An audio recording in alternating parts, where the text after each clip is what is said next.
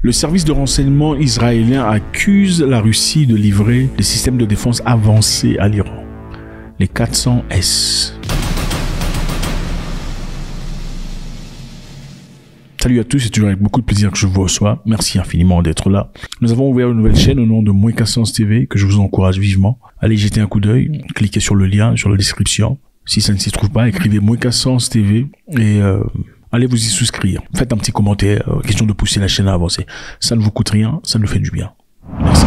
Maintenant, nous sommes en Israël. La Mossad, service de sécurité la plus avancée du monde, entre parenthèses, accuse la Russie d'envoyer, de commencer à fournir déjà à l'Iran des systèmes de défense avancés, des systèmes de radar qui pourront contrer les attaques extérieures sur l'Iran. Très intéressant de voir, nous savons qu'il y a quelque temps, les Iraniens réagissaient par rapport à ce qui se passait. On prendra juste quelques mois, il y a de cela. L'histoire est très profonde, mais on va commencer. Israël décidait d'aller frapper en Syrie l'ambassade iranienne, prenant ainsi la vie de quelques personnes importantes. Les Iraniens étaient furieux, ils se sont ouvertement exprimés aux Nations Unies, disant que c'était complètement incohérent et inacceptable. Et aussi, compte tenu des lois internationales, on ne peut pas aller bombarder ou frapper les ambassades ou des corps diplomatiques, parce que c'est protégé sous la loi internationale. On ne peut pas le faire. Faire cela voudrait également dire, c'est de la même hauteur que partir frapper en Iran. Okay, ou de frapper chez le voisin, c'est inacceptable. Et après cela, les Iraniens avaient promis de rétalier, de répliquer. Ils l'ont fait. Ils ont envoyé des drones Shahid, des roquettes et des missiles. Et Israël a été protégé par l'appui de quelques pays limitrophes, des forces américaines basées dans les mers, par lesquelles ils pouvaient tirer et abattre certains des drones et des missiles.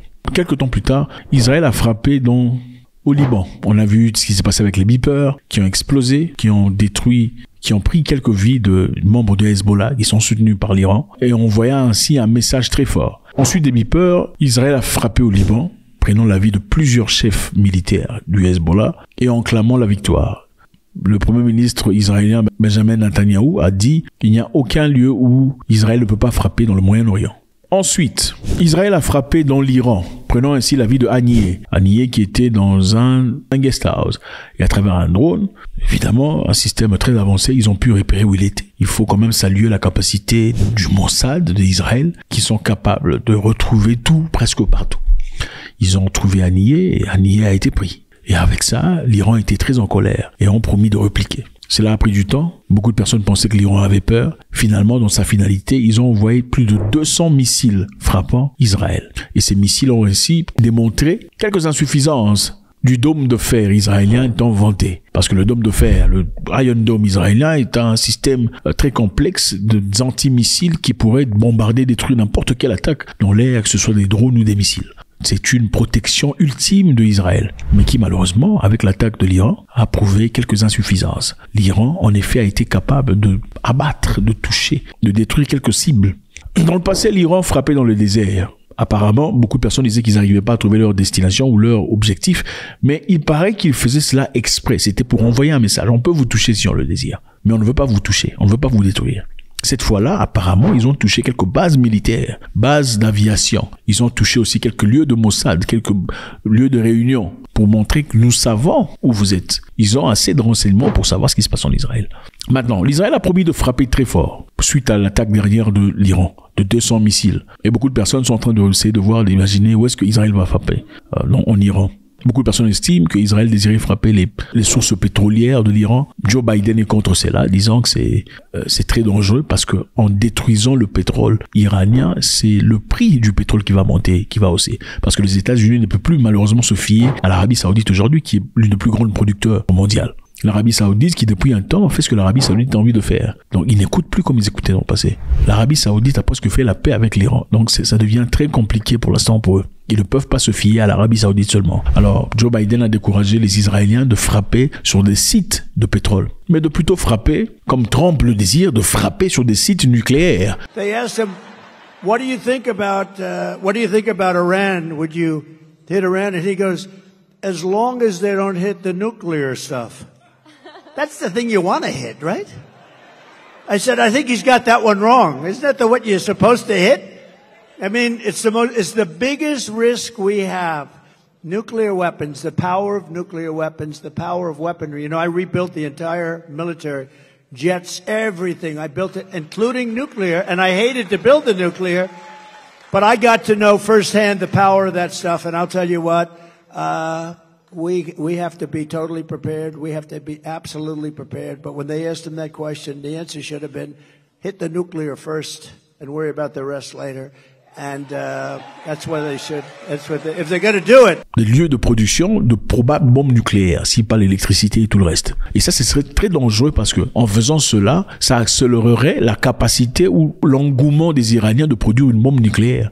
Et ça devient très dangereux pour toute la région. En effet, on accuse la Russie de fournir à l'Iran de systèmes avancés de défense aérienne et des radars pour que l'Iran se défende. Le S-400 est beaucoup plus avancé que son prédécesseur, le S-300, qui à proximité peut repérer jusqu'à 200-300 km la distance des missiles qui arrivent ou des ennemis, et aussi en capacité de détruire à 150 km des missiles qui arrivent.